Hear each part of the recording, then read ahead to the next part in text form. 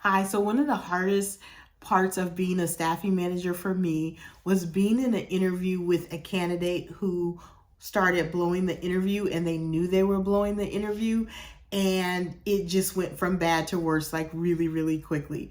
Hi, my name is Lisa Carter. I am a career transition coach. I work with teachers who are transitioning into the corporate world.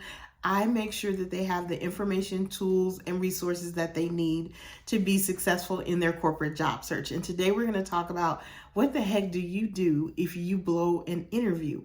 So the first thing that I want to tell you about, blowing an interview is that everybody's done it. Like even the person who is interviewing you has blown an interview, right? So it's not like unusual. The second thing that I want you to know is that the person who has interviewed you is most likely carved out a couple of hours in their day, and in some cases has sacrificed an entire day just to get some interviews out of the way.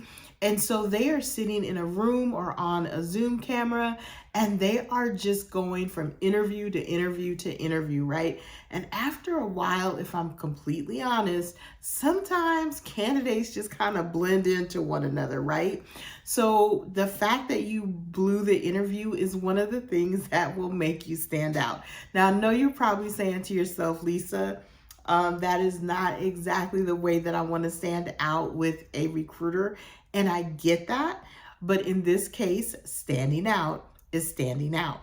So at this point, what I want you to do within 24 at the very latest 48 hours after you were in that interview, I want you to circle back in writing to the person that you were in the interview with, and I want you to remind them of who you are, and I want you to just be, come clean with a little bit of humor, a little bit tongue in cheek, and just say, I was nervous.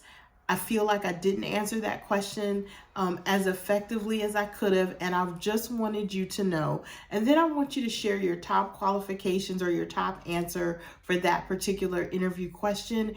If you can remember it, if you can't remember it because you were just so in your head about blowing the interview, give them your top 2 to 3 qualifications for the job. Thank them for their time. And then I want you to send that off to them. And then I want you to let it go.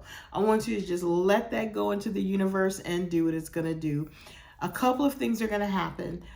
The first thing that could happen is they could get that, empathize with you, feel like you were a good candidate, and read your communication and realize, hey, maybe they do really have the qualifications that I need, and they can invite you in for another interview to give you an opportunity to like kind of clean that up.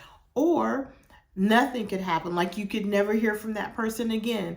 And if that happens, I want you to just be grateful that you do have a strategy going forward about what to do if you blow the interview, and don't worry about it if those hiring managers don't get back to you. You don't really know why that is, and you don't need to know. All you need to know is that you did your part and you're ready to just let it go and move forward, whatever moving forward means. So with that said, I'm going to close out this video. I hope you have an amazing rest of your week, and I will see you in next week's video.